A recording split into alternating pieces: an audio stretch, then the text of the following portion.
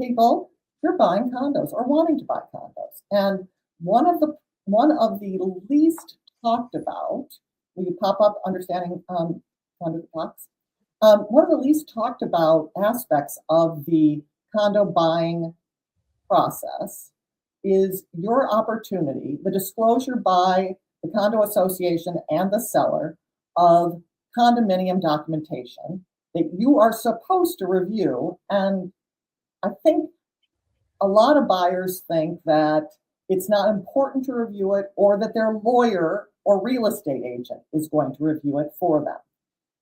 Now, neither the lawyer nor the real estate agent will review it for you. They may review it looking for red flags, but you need to review it for yourself. This purchase is you purchasing it. So you need to look at these. And we're going to go through what these documents are. So, here we go. No, you can't say that strongly enough. Yeah. The reason we're asking you to do this is these documents really guide your life inside the condominium association and your condo. And you need to know about it. You specifically need to know about it because it could be a very expensive proposition unless you've read them carefully. You may realize that you're living under rules you do not like and cannot abide. And you need to know that before you've purchased, or you're going to be really unhappy. And we don't want you unhappy. Our goal as real estate agents is to make you delighted where you go. So you're going to receive these things. And I'm going to tell you as a former lawyer, the bylaws and declarations make my eyes curve back in the back of my head, because they are the documents that were created back when they built the building or when they had created the association. And they are big time not interesting, but the bylaws have some stuff that you should look at. It talks about the number of officers, and it has some stuff about the governance of the entity that is the association, and you'll want to at least familiarize yourself with that. The rules and regulations you're going to want to spend a lot of time in, because those can be used by you and against you, and you want to know what the rules are. Okay. The budget is how they're going to spend the monthly assessment on people, on equipment, on whatever, and you want to understand what's going on in the operation of the building and just to know. And then there are other documents that you're going to get, which are like board minutes. There's a big time disclosure. It's called the Section 221, 22.1, but I call it 221, disclosure, a reserve study, and a paid assessment letter. So those are some of the documents you're going to receive. Okay. Should we talk about the timing of all this now, or do you want to talk about it later? Talk about it. Okay. So here's the deal, folks. They don't tell you that there's a money grab out there by your condo association management company. And so the process is this. When the seller goes to list their home, they have been given the documents when they bought the condo decks and all that, but there have been changes to the rules and regulations. Obviously, the budget changes every year. The reserve study may be out of date or whatever. They bought, say, 5-10 years ago. So the declarations are the same. Maybe there's a recorded amendment, but typically they're the same, but it's the other stuff that changes. So then we swoop in as the listing agents, and we're trying to market the property. And so we're trying to tell all the wonderful things about the property. And so you may or may not have those documents for us. But here's the dirty little secret. When your buyer walks in the door, the condo association will ask you anywhere from $450 to $1,200 for those documents. I'm seeing the going rate today at about $800. So you, the seller, are advised by your attorney, oh, don't pay that $800 until you're sure this buyer is good to go. Little known in your contract is a stipulation that if you wait until after the attorney review, in other words, a week after you've negotiated your deal, to decide that everything's fine enough to order those documents, it's going to be another week or two before that buyer signs off and says, all the documents look good. I truly want to move forward with this deal.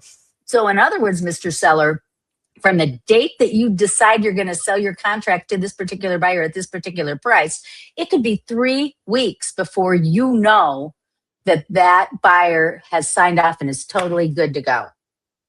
Yes. I find, and you've paid $800 or more. And technically, that contingency is not completed and waived, whatever, until they receive the paid assessment letter, which comes the day after the month begins of the closing. So let's say you're closing on the 5th of March, as some people are. The paid assessment letter is going to issue once they've received your March HOA payment, your assessment payment. Because I can't say you've paid the assessment until you have paid the assessment, because there's a credit at closing, etc. But so technically, the buyer can back out up until then. So they don't, but they could. So one of the things you want to do relatively early on, like as soon as you have a contract, is to get the association docs, and they will give you everything but the paid assessment letter. They take their time, but they do it pretty. Do it in the first few days, because you do want to know if this is not, and you can keep that information. However, the tricky thing is they can play games and sort of say, I know you've gotten this information before, but for you to order the paid assessment letter, that's $500. Everything else is almost free, but the paid assessment is for, which is tricky. It is crazy. Now, and then you hope that they send the accurate documents. I had a deal once where they sent the wrong documents, and it looked like there was more money to be paid out and work to be done when it was actually the previous year's 22.1. That deal fell apart. Oh my gosh, there's so many. So the bottom line is, if you're a seller, make sure your agent, we do it, gets as much documentation right when you list the property as possible. That's rule number 1. Rule number 2, be aware that, well, just like even the financing is not a done deal till the day before either, right? Well, so there are a lot of associations have intranets where you can get a lot of the documentation without going through HomeWise. Exactly right. Yeah. But the tricky and that's thing what you do. is, if you don't get everything, they can claim fraud in the transaction if there's a document you somehow missed. The reason to rely on HomeWise is then it's the association's problem if they didn't provide a document, not your problem. So there's some trickiness. It's just tricky. Okay. Yeah, I don't want to be Debbie Downer here, but I mean, this is, to Kyle's point, this is serious stuff. As a buyer, you need to read it all. As a seller, you need to understand the importance of being a part of your association, knowing what's going on, and providing in a timely manner. Okay, so I'm off my soapbox. I'm gonna blast through these. The bylaws, read them, but just read them with your eyes as open as you can keep. Read them before you go to bed. But they're interesting. So this is written largely when you when the association was set up. The thing though that's sort of interesting is voting. It specifies the procedures for member voting. So there are some things that are hard to change because they've been baked into the bylaws, and there's often a high hurdle for amending the bylaws, and so it can be tricky to change certain things. Pet policy, rental policy. Give you just an example. The rules and regulations are what you care about. It has the pet policies, use of common areas, noise restrictions, fee schedules, etc. I have a listing at a building in Wilmette. Great building. It's a great listing. Someday I'll show you. That I didn't realize this. It's a no smoking building. Okay. And that is something you want to know. So that kind of stuff is in the rules and regulations. It will also have how much they're going to penalize you when you break the rules.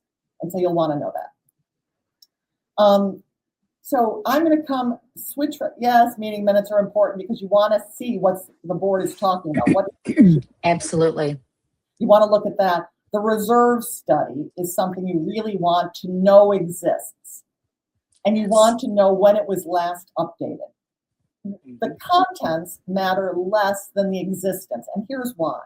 You want to know if your association is paying attention to the entire physical plant of the building, and they've got a plan for dealing with it financially going forward into the future. Reserve studies look out 20, 30 years.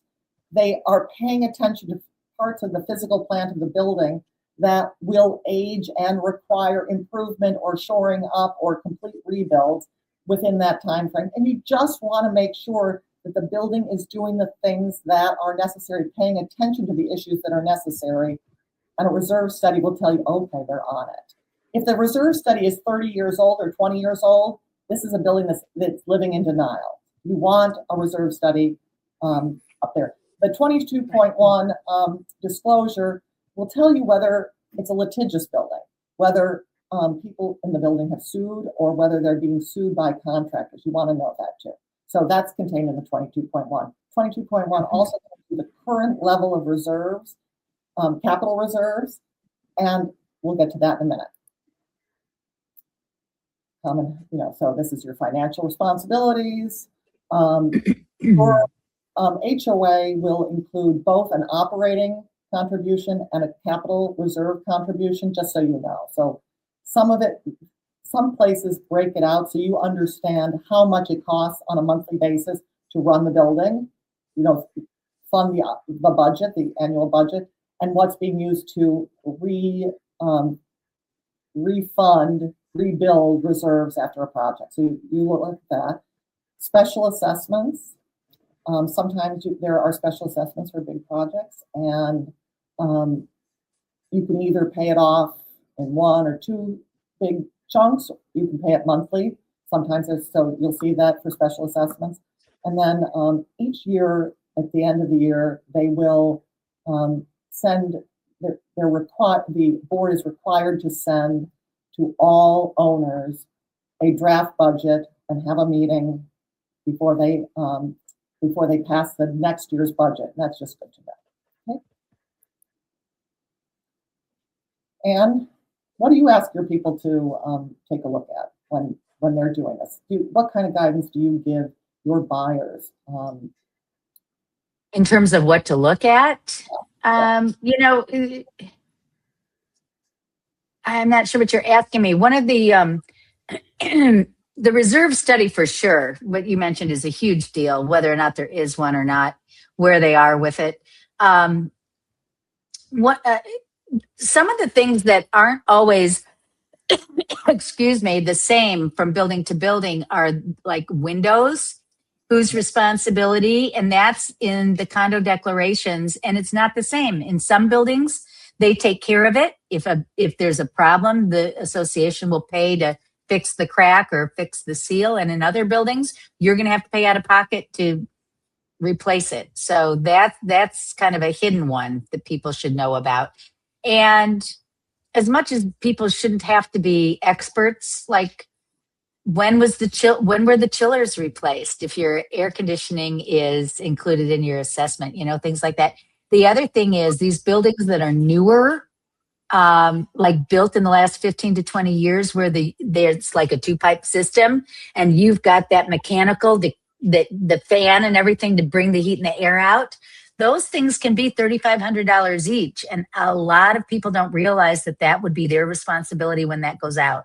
So I would say just, and I see your note on here about renovation approval. Some buildings are really good about just letting you go in as long as you've got somebody who's got the right insurance. Others are sticklers. And your building's an interesting one. Now, I think it's really good, but when somebody puts down flooring, they have to put the soundproofing that's, you're supposed to have. And you'd be the first to say, thank goodness the people above you have the right soundproofing, correct?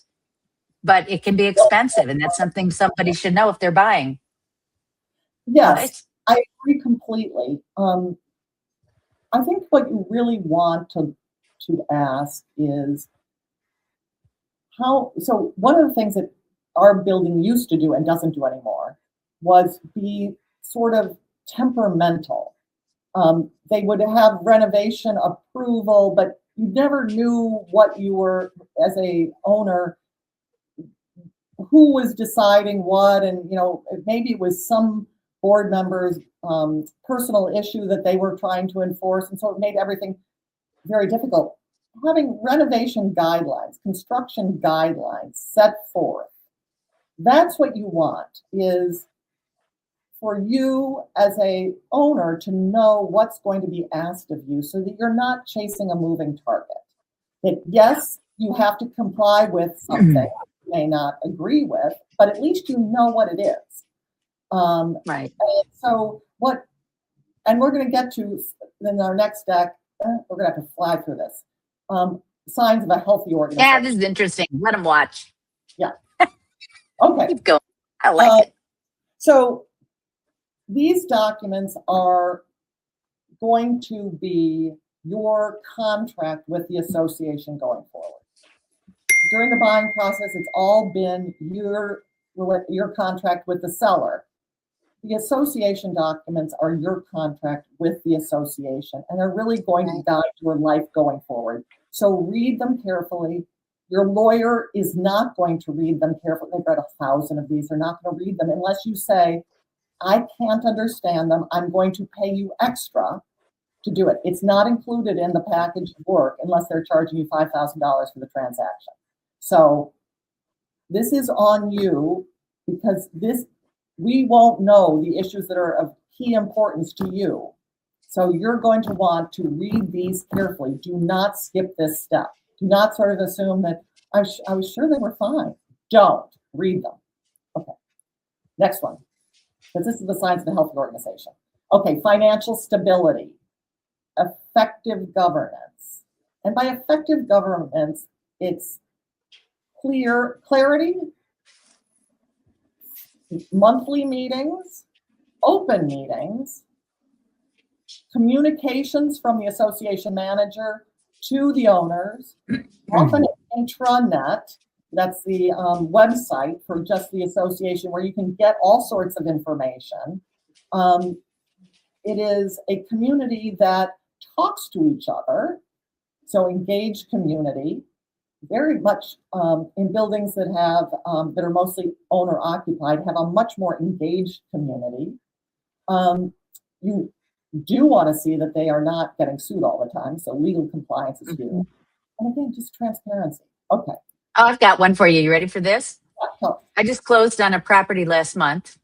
I had the buyer. The buyer decided to move forward. It was a 100-unit building in River North. And when we asked to see minutes for the last 24 months, do you know how many they were able to produce? 2. The previous property manager had not made them have board minutes, meetings, kept minutes.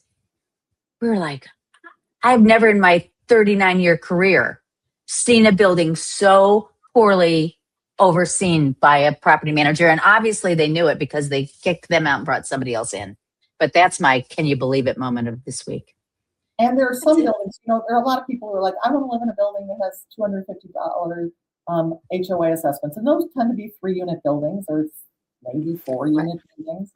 And they hold effectively annual meetings because that's the way they do it. There's a ton of risk associated with that. So I tell but they're often great places to live, and I understand it. But I tell my buyers, put away at least $1,000 a month for as your HOA for the upcoming special assessment to deal with the roof, to deal with the work, to deal with the problems of the building, because there are only 3 or 4 of you who can pay for it.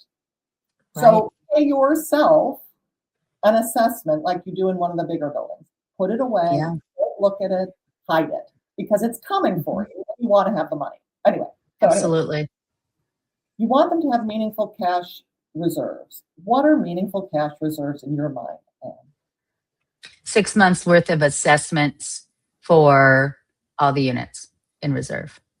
Okay. So if you've got a 3-unit building, each of which is just say 200, let's use round numbers, 300. So 900 a month for 3 units total. times 6 months. They should have minimum $5,400 in there. Okay, but that's not enough people. For No, but you know what? To your point, if Yeah. absolutely, why should an owner spend $800 a month to make sure that there's enough in reserve for the owner 5 years from now to get a new roof without a special assessment? I mean, partly why you live in one of those 3-unit buildings is to just pay what you need to and pay it. It's like escrowing property taxes versus just paying the bill when it comes due, right? It is, but then this is such an interesting debate. So the person who's buying the apartment, you're about to sell your condo in a 3-unit building, and Right. you have a 20-year-old roof, and you Yeah. haven't assessed for it, and you want the next person to come in, and the next person sees you've got a 20-year-old roof, and there's no money. I'm going to have to pay for that new roof. Do I want to, or they're going to knock the money off the price? So you're going to pay Right. for it one way or another. So. Well, that's true. There are plenty of buyers out there who are not being schooled by their agents as to risk. It's Well, really important these days to have a buyer broker who really educates you. and there's also, as we've been talking about, there is such a seller's market right now that people are saying, I'll take it. I'll take the Yeah. I'm gonna have to buy a new roof. But yeah, so anyway, I totally agree with Anne about what she's saying about a small association, that you're paying as you go, so you're not paying for somebody else's future. But at the same time, you never know when that future is going to come home to roost, and you're going to have to come Absolutely. Yeah. Consistent contributions. That there is everyone has to pay by the month, and if not, they get sued. So you do pay by the month. That the savings are for predictable repairs. Again, the reserve study is very important for that. And ability to manage big projects without necessarily, unless the association is designed this way, to have to borrow or commit a special assessment. So, Right. Or impose a special assessment. A lot of buildings choose to do big projects by special assessment to avoid having high monthly assessments. And I get it, but we agents have to know what those buildings are and prepare our people for that. So if you've got a building that has really low capital reserves and a high assessment, you have to say to yourself, is this a healthy building? But you know what, Kyle, you bring up a really great point, because here's the deal.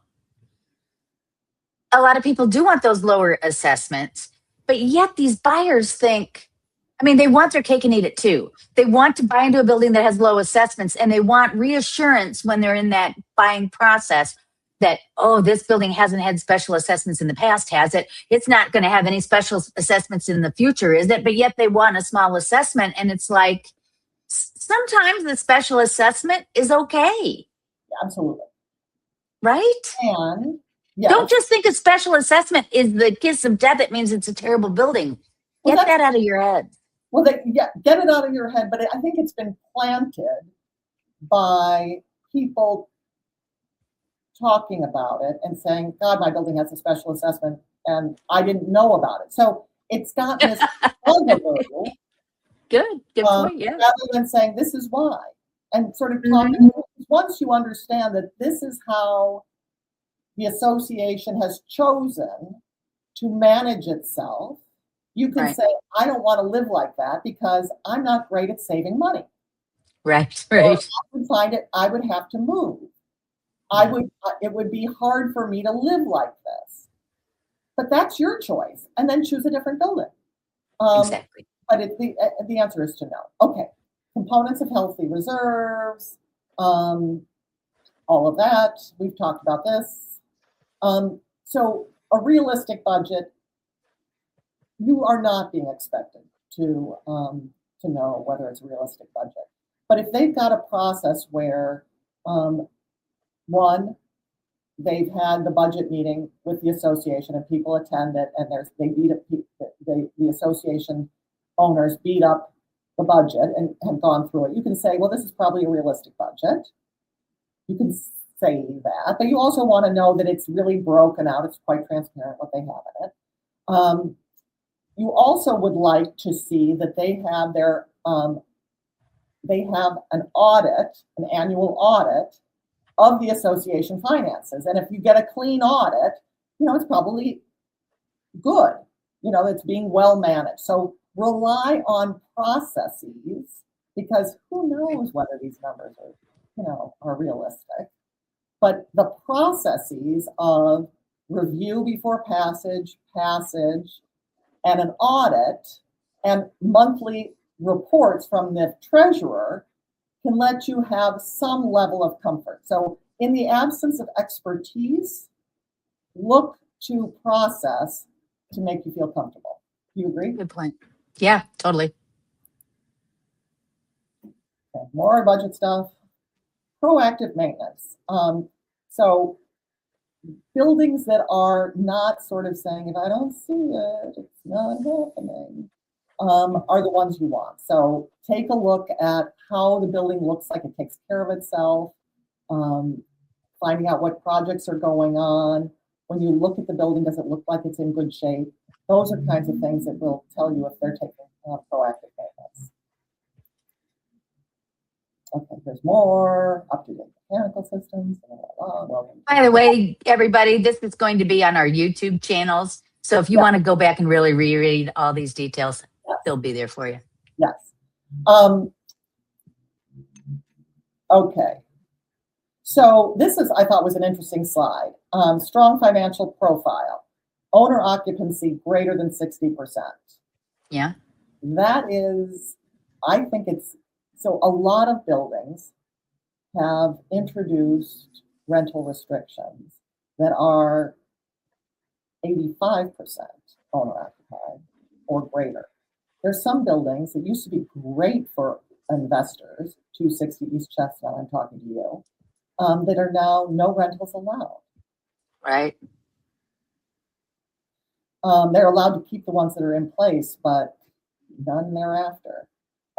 So delinquency rate under 10%, you don't see the delinquency rate because the association has processes for fixing that.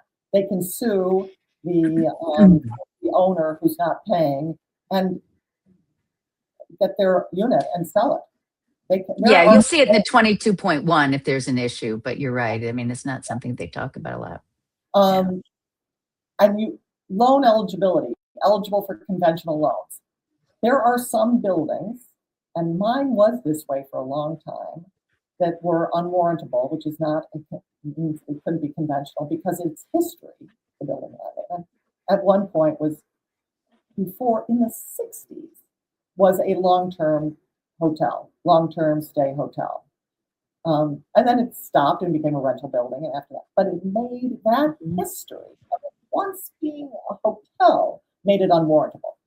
There are some buildings that have a lot of commercial space. 161 East Chicago Avenue has at least half the building, and it's not part of the association, but the fact that the building has commercial space, a lot of commercial space has made it unwarrantable. Some buildings, though, are unwarrantable because there is significant, what's the word? Past due maintenance. What do you call it? Unfixed issues. They got a lot of deferred maintenance. Deferred maintenance. So that can be tricky. So those affect, but there are some great buildings that are not eligible for conventional loans. Right. Would you agree? Yeah. Now, this is a great slide. I like this. Okay. Clean board minutes. So, and by clean, it's transparent. They're covering the issues.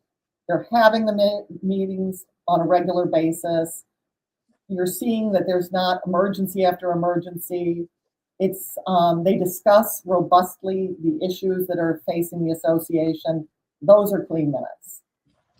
Well, the other thing, though, is I've seen board minutes where they are so sparse because they are so afraid to write down anything that they're discussing that they only include things that they vote on. So if you're looking at minutes where there's basically nothing on there except we approved the 22.1 we approved the budget, whatever. I mean, that's not telling you really what's going on, which gets me to my big point, which is, you know what? If you don't get involved, you only have yourself to blame, right? If you don't. However, I'm going to push back. Yes, the minutes often are less robust of discussion and are really more on outcomes. But even the agenda tells you what's going on.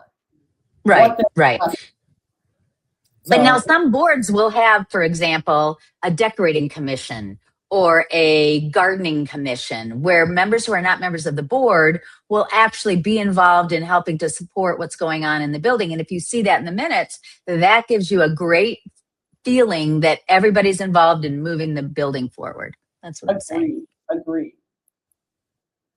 And professional management is key, especially on communication, keeping the board on track, because boards are volunteers. They're people who live in the building. You really need a strong manager, and relationships with vendors. You want vendors who want to work in your building. You want competitive bids, because the more people want to work there, you're going to get the best price. If your building has poor vendor relationships, that's a really great point, Kyle. Yeah. And so this is, sorry that for 2 slides, I technically say the same thing. Market stability. So you want to be seeing prices building in your building. The prices are growing, that there isn't fallback in values, because that'll tell you something's going wrong with the building. Now, that is not to say, as you see in some of these buildings, is that there'll be $1 million sale and then there'll be a $400,000 sale for the same unit or the same tier. Yes. Really, what that often reflects is the 400 is a gut estate sale, and the $1 million unit is the I've done everything to it. You have to do nothing, and I've improved it, and it's on a higher floor, and blah blah blah blah blah blah. So allow your agent to help you understand what's going on. Why is there that variability? Thank you for making that point. It's not different at all than a neighborhood where you have a rundown home that sells for cheap, and you've got the one that's been all done up. And there should be a price disparity between the two. So, very good point.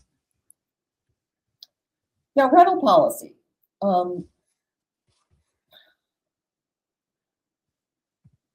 So some lenders don't like buildings that have a large population of renters, a large population of investor owners, because I think there's this view and that it won't be as well maintained. Investors care about low cost to them and their profit margins. I get it. Totally get it. You're an investor. You're trying to make money. I totally get it. Yes, and all these buildings that are deconverting back to rental are because of the high investor ownership, where investors did not want to pay for the capital improvements required to maintain the building reasonably well. And so the buildings degenerated, went into awful states. And so it put them in a position where the values to resell were so low that somebody could come in and buy 60% of the units and can deconvert it to rentals again. Agreed. And and people do want, some people will buy, like young people will buy a unit knowing that it can then be a income stream when they get a family and they move to the suburbs and move to a bigger house, whatever, they might decide to keep the unit and want it to be an income stream.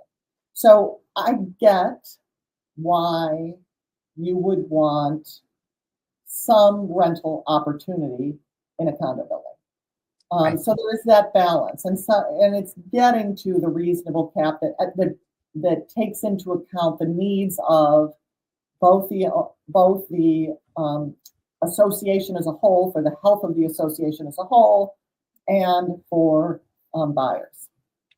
So, I have seen over time that buildings that have either a no rental policy or an extremely strict rental policy actually decline in value with the units because you don't have as big a buyer pool because there are buyers out there who won't buy unless they know that they have an opportunity to rent it if they lose their job or whatever, right? Or they get moved.